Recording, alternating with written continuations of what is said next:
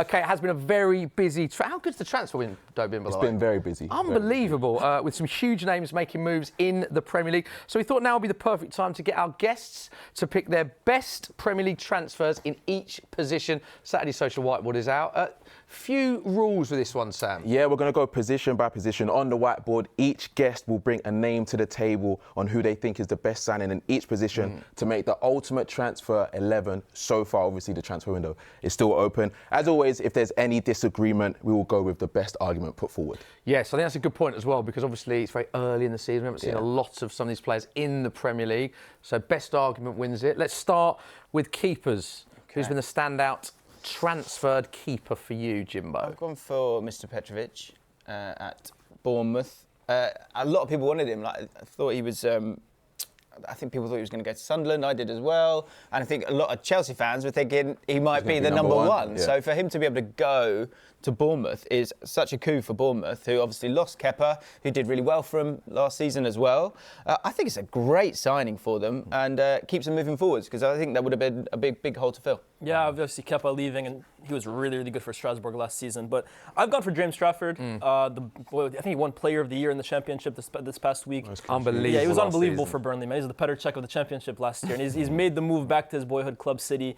And I think it's a really nice move. I'm seeing a lot of these links to Donnarumma at the moment. I was going to say, he's not even going to start. Well, I think that would be what would you make of that? I don't like the move, to be honest with you. I think Donnarumma...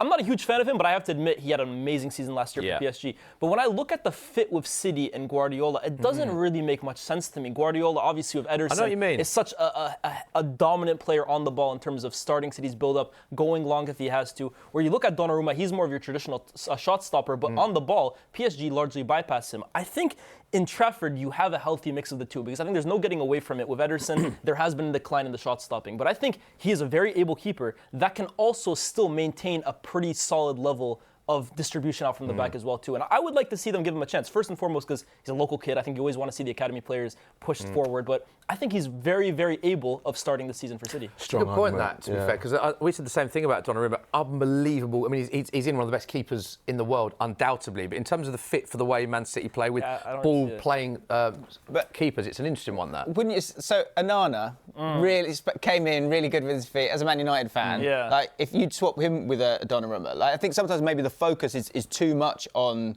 how they're able to play out, especially 100%. Now. And I think Donnarumma's such a good goal. He's a wall. Yeah. So unbelievable. That's the thing. That was the reason for me kind of not going down the Trafford route, is because I think they're going to go and get Donnarumma. So he's not going to be. You've actually kind of double booked. Do you prefer City with Donnarumma, or do you prefer City with James Trafford? Because it might sound crazy, but I actually think I might prefer the latter. For the way they want to play. The thing I would say about Trafford is that he's sort of not grown as well. He's got bigger, and he needed to get bigger. I couldn't believe that, by the way. 6'6". I think the main thing about a goalkeeper is to keep the ball out of the net. And Donnarumma, there are moments when coming for crosses can be a bit touch shaky, but he is still, like we all agree, is one of the best goalkeepers in the world. Yeah. So to go and be able to get that, that kind of belittles the transfer a little bit of Trafford, just because he's not going to start. Strong arguments, but I love the story of James Trafford going back to City, and I think if he does stay, we're going to see him go to new heights. I understand the Donnarumma shouts, but I think James Trafford. Put it in, straight in the show. Put it this side. So we're Big going up Petrovic, though. I think he's a great keeper as well. It's good debate for the first one. Yeah, right back. Who are we going with? Sorted. Can we go first? Yeah, go on, James. So this is a funny one. Probably some people that watch my stuff will go, huh? Because I have kind of suggested that Jeremy Frimpong is a sort of a dangerous transfer. Huh? Thank you. Sorry. So saves it in the edit, doesn't it? But he is an outstanding player. And in terms of the right-backs, I couldn't find an outrageous amount of right-backs, which is interesting. I think the way football's changing now, you're often having some players that want to kind of come inside and then another fullback that will go and bomb on. And he is electric. He is going to, cause trouble, create assists, create goals. Got a goal already in the Community Shield as well. Exactly. So obviously he's got injured now, so that is detrimental to this take. But I think in terms of the right backs that are out there that have come into the Premier League this year, I think he is the most exciting. Yeah. I think if I'm going to take your take from earlier and say competition, use it against me. Trump card, right? I think Connor Bradley does have a real statement in that team as well too. I mean, he's going to come in the absence of Jeremy Frimpong, and I think that's a really decent option to have. I really like Jeremy Frimpong. I'm interested in seeing how the fit alongside Salah works out, because this is almost a winger at times in Jeremy Frimpong. He played as a wing back at Leverkusen. He plays so high, so wide. Very advanced, and we saw in the first few games, it kind of now turned Salah more into an interior rather than hugging the touchline from the beginning and coming inside like he really likes doing. I went for Mukiele. Has a terrific track record in terms of playing for big clubs in Europe, playing for PSG, playing for Leverkusen. And I think of all the signings that Sunderland have made this summer, and there are a lot of them, this is one of them that I think has kind of gone under the radar. And I think to get a player of this guy's experience and quality, maybe we haven't gotten the chance to see it as much over the last few seasons. I actually think this is one that at the end of the year we're going to be looking at and saying, wow, Sunderland did quite well to get him. Jimbo, you were nodding in agreement to yes there. Is this almost like you're happy he's to mesmerising me. I think the fact that he's 27 as well, and where he's been, but he's still got things to prove. Yeah. I think that's a great formula to have as a player that comes into a team that's newly promoted. The thing with Frimpong, I think, if Liverpool win the league, which a lot of people think that they will do, then this will look like a masterstroke because it's okay having him up there because you've kind of got away with it from a defensive point of view. If they don't, and I do have my own concerns over, going the other direction because there are moments where someone needs to come and help him because you've got Salah up there as well. There are growing pains in terms of the change, which was always going to happen with Liverpool when you do make the changes that they've had to make. But he's a really exciting player to come into the league. So that's why I had to put him forward personally. Okay. Are you happy to concede then, or do you want to stick I'm happy to concede. I will never concede. Okay, You're going to have to make a decision. I think with this, I agree with what Lias is saying. I think Mukiele for Sunderland is an unbelievable bit of business. But if we're talking about the excitement factor of the right back, then I think Frimpong just takes it. Yeah, so unfortunately, he's injured. Do I need to put him up there? Good. Doing average position. He's playing up here. Now centre backs is an interesting one because I think you've gone with one player, the same player. Yeah. And one that's different. Let's have a look at your partnership. The two together. Let's go to Lias first. So who have you gone with? So we've both gone with Malik Thiaw from AC Milan to Newcastle, and then I've gone for Bafodé Diakité from Lille. Look, we've both gone for Thiaw, but I'm actually going to go forward here and say I like the combination of Diakité and Leone. I think Leone obviously this season may not have the impact that we foresee, but in terms of talent, in terms of a player that has the potential to emerge as one of the best center backs in European football, we're talking about purely potential and talent here. I think he's right up here. I saw a few games of his last season. In particular, he had this one game against Lukaku, who we know is a largely dominant physical center forward. And this guy could handle him just fine. So he has a few players in front of him. Maybe Marc Guéhi is going to be joining Liverpool as well, too. But if you're talking about, in a few years, one of those guys that we look at as one of the premier players in European football in his position, Leone's that guy. Diakité, I think this is a signing that's gone massively under the radar. Obviously replacing Zabarnyi and Dean Huijsen. But you look at Lille's track record of producing center backs across Europe. You look at Lenny Yoro recently. You look at Gabriel Magalhaes. You look at even Sven Botman. He's the latest to come out of that factory of center backs. And I think Bournemouth typically do good business. I always say if you're looking for that player that in 3 years we're saying, why did no one sign him? Go to Ligue 1. I think in a few years we're going to be looking at Diakité as well too and saying that's a real coup. He could be ready for a big move. The reason I didn't put Diakité in there is I just think those shoes are too big to fill. So Really? I think in terms of how it will look this year, I think he'll do fine. But I think to replace Huijsen is just so hard. Do you not think that's less pressure? Like, in terms of them losing such big stars, that him coming in, he almost just has to... Because even against Liverpool, it took him a few minutes to get into it, but he seemed fine in the game. Yeah, maybe. I think it also leads to an element of disappointment because you're just sort of pining for that great centre-back that you had. And the comparison aspect. This is my opinion. I think he's actually ready to do it. I honestly think you will he's not... He's different, isn't he? He's very different. This guy's incredible in the air, very physical, very decent on the ball as well too. He's not Dean Huijsen. He's very different in that sense. But I think he's ready to come in and you won't see too much of a difference in quality from Zabarnyi and him. The reason I've gone for these two is it's about kind of future-proofing both teams. So for Newcastle, if you think of Shah and Dan Burn, you've got some guys, or Lascelles, I guess, even if you chuck him in there, you've got some like older guys there. So you need to kind of get the next guy in early doors, ideally. And look, he's going to go in and play as well, right? So him and Sven Botman and Champions League football, you did need someone. So I think it's a good signing there. Stick him down then, because you've both got... I'm both okay with that one. Both got that one. With Leone, I mean, to go from within a year and a month to go from costing 1.5 million to costing 35 million. Yeah. I think there's a reason for that. Yeah. At the age of 18 as well, the ceiling factor playing and when for you watch him, his comfort, he has got a bit of the Dean Huijsens with it about him, but he's a bit more, maybe a touch more physical. And when he has to go out into those wide areas, he's really, really good, kind of one-on-one on the floor. So in terms of kind of being the next Van Dijk, who can't go on forever, you've got someone who's 18, so it's okay, take your time. Yeah. But as time progresses, at least you've got him in now for 35 million. I think he looks really, really special. Interesting one. I think the argument here is that's the ceiling. Obviously, the ceiling of Leone as an 18-year-old is going to be phenomenal. But right now, if we're doing it right now as a signing, does Diakite edge it because he's playing regularly and... Yeah, he's going to play now, so I think he deserves. Like I said, I'm actually happy to go with these two and maybe even leave Malik Thiaw out. We didn't talk about him, right? He looked a few seasons back like he could be the real deal for Milan, and I think he has stagnated a bit as Milan as well, too, haven't been better. So this is a real opportunity for him to kind of get a new environment, but I would probably go for Diakite. I mean, it's up to you guys. Okay, let's put Diakite. Let's stick him on. We'll move on to left back. Good debate. Left backs, 2 strong left backs as well. This hurts me, actually, because that's my boy. That is my boy right You here. made a huge mistake. I don't know what you're doing. Ryan Aït-Nouri is my boy, man. I've watched this guy for Algeria for the last few seasons. I've been on the record saying he's the best player on our national team for the last 3 or 4 years. But I went for El Hadj Malik Diouf. West Ham have been atrocious to start the season, to put it lightly. But I actually think he's been the one player for them that's been really looked pretty good, man. And he was good last night as well. He looked good in pre-season. I think he's played for 3 different teams in the last 3 years because he's simply made a career advancement every single season. And I think there's a real chance that it could happen again this summer. He's got everything you want in a fullback. I don't know if you guys watched England versus Senegal.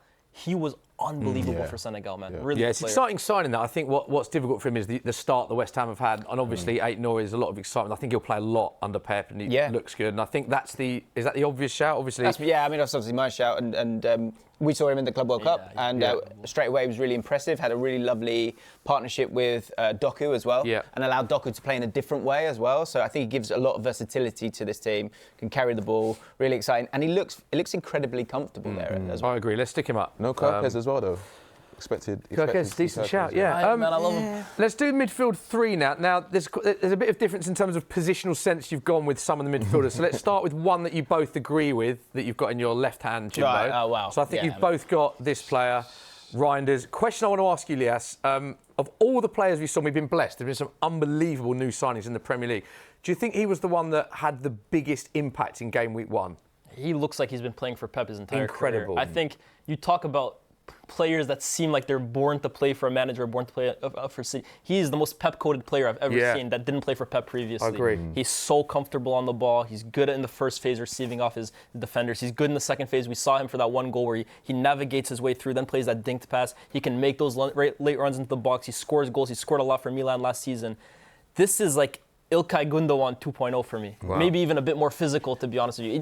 It's a perfect fit, and they got him for 46 million. Unbelievable. I think in those years of like that dynasty that Pep's had, you have players and then you kind of add to it. So like Fernandinho, then you go Rodri. You get this that 2.0 version of different players. I think Pep needed. I don't think he's needed a player like he's needed Reinders, maybe ever, because as much as he can be that sixth, the way he eats up ground and also so comfortable driving with the ball as well, he is exactly what Pep wants in terms of having that ball carrier as well. Yeah, he was stunning. Has to be in this team. And he looked so happy playing. You know as what well. I noticed as well? How chilled out and relaxed and how happy he was. Like no stress. He looks like he's so comfortable. It's the easiest adjustment to a new team. I totally agree. Seen, But let's do the other. The 2 other options that you've both gone with 2 different. Formats. We've got Florian Wirtz, Ryan Cherki, and then we've got Zubimendi and Let Eze. the crowbarring begin. What are you saying, James? Am I right, Liz? Am I right? I'll go first. I've got Zubimendi, who I actually thought had quite a shaky start last week against Man United, but I think it was kind of because of the game. The game was like. It was just long. I think Mbeumo, what's his name, elbowed him in the first 2 minutes. Like, welcome to the Premier League. Yeah, it was a bit of a baptism for him. But I think as the sort of league, the games settle down a touch, although I think it will be a bit more, quick fire in terms of people focusing on transitions. His ability, there was one moment where he gets the ball and you think he's just going to recycle it the way that Arsenal always do, and actually just opens his body up and he plays it straight through to Odegaard. And I think if there's a different person getting the ball in that moment, I think Arsenal, in terms of driving with the ball and then creating things for Gyökeres, who got a lot of heat last week, I think it all changes, and it all starts with that guy who can play that ball forwards quickly. I think he's going to reveal who out of those attacking players are great. Okay. And you've got 2 different players. I have. I think this is That's my bag, man. Attacking creative players. And I've chosen 2 of the best in the world, in my opinion. Florian Wirtz is a real superstar coup to the Premier League. For Liverpool to break the Premier League transfer record for the time being, it's an incredible bit of business for them. I think he's been one of the standout players in Europe for Leverkusen. I think he's man of the match 5 different times in the Champions League. This is a superstar in the game, and he signed for Liverpool. I haven't seen that too many times in my life, that they go and sign a bona fide established player, and they've done it with him. And then this guy, my favorite player in the game at the moment. This is a genius for me. Maybe even a hot take here. I think when you're talking about purely technical ability, just how good you are on the ball, this guy might be the best player in the Premier League. You and Cam love this guy. But in terms of technically gifted players, there's nothing he really can't do. He's so two-footed. His first touch is perfect. He can strike on either foot. His passing is unbelievable. You all make good debates here because these are 4 top players, all playing in different positions as well. In terms of, do we have Wirtz in the 10? I feel like Wirtz has to be in this team. I think so. And then I've got Wirtz, but not. Oh, you have got not here. Okay, all right. I was going to say, do we go Wirtz, then do we go Zubimendi for the balance? Well, can I just talk about Eze for a second, please? Of course you can. Okay. Now, this guy has got a 50% sell-on clause to Queen's Park Rangers. Okay, there we go. I love it. I love it. I knew he was going to bring that up as well. Let's go with Wirtz. I feel like he has to be there. But he could be an absolute game changer. He could win the league. Who's going to play more out of Cherki and Eze? Go on then, you make the call. It's your 2 magnets. Oh, if you give him the... If you go, so for balance, you go Zubimendi for balance. Oh, yeah. For Valentine. For the screenshot that goes on Twitter. Yeah, go on. I think it's safe to go there. But we love Eze. We love Eze. We love Cherki, man. Let's move on to right wing. I think you've got the same player. And a player that I was delighted with. And I've seen your TikTok and I thought your analysis absolutely spot on. He's a player that, if you watch football, I feel like he's always had that in his locker. The critique of him was the consistency, but then a lot of that can be. A lot of West Ham players had that issue last season. Yeah, and I think that was an unfair criticism. I think it's a massively unfair criticism.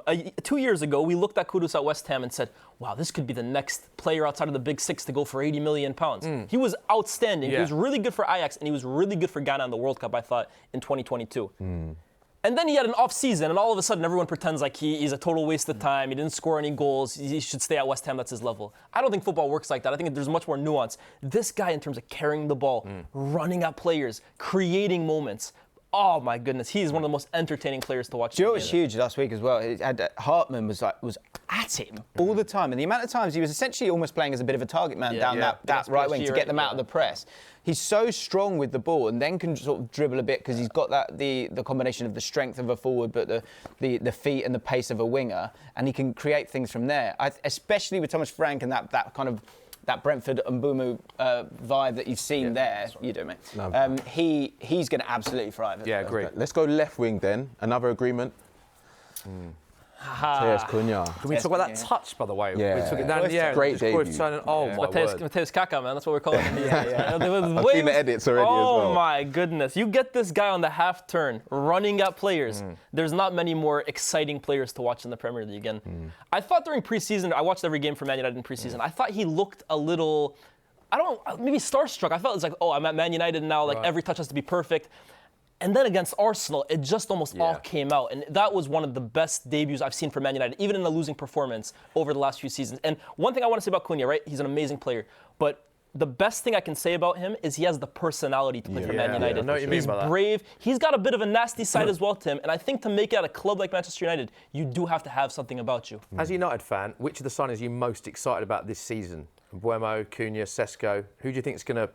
Okay, I think Cunha will probably be the one that has the best first season, but the one that excites me the most is Sesko, and maybe that's because it's the unknown, right? What could he become? You look at 6'5", tall. Okay, let's stick him up because there is total agreement, and you've teed us nicely on to the last position, striker, and there's a lot of debate, loads of big strikers. Yeah, you want to shout out some of your Chelsea boys? Yeah, Pedro de la. I'm surprised that no one brought them up. To be fair, João Pedro, he started really well, and to be fair, so was Hugo Ekitike. Yeah. Did you expect him to start so well at Liverpool? I didn't expect him to start this well. I definitely thought he had a bit about him at Frankfurt, but the way he's hit the ground running from moment one against in the Community Shield and then against Bournemouth, the only thing I can say about him is when Isak, or if Isak inevitably comes, what does that leave for him? Some people are saying start together. I kind of feel for him, but he's unbelievable, and he's looked amazing first few weeks. I had Ekitike in, and then the Eze move happened. Then the Eze move happened, so I had to make a change. And I think the reason I was able to kind of crowbar Wirtz into this is actually the partnership between the two of them. Yeah. Because Ekitike, there was a moment where Szoboszlai won the ball, and 9 times out of 10 last season, The Sorry, got it, yeah. the amount of times Sabozza would have gone, right, where's Salah? Yeah, and they would yeah. have found him. But actually played it into Ekatike. And part of that is because him dropping deep, it then allows Wirtz to then rotate with him. And he actually ends up playing, sometimes dropping deep and having that free roll, but sometimes also ending up kind of in a striker position. Yeah. So, yeah, I was just essentially trying to crowbar in Eze. Okay, I understand. Fair is. I think, do you know what? Strong Pretty team. balanced. There is confirmation of Lias and James's ultimate transfer 11 in the Premier League. Let us know what you think of that at home.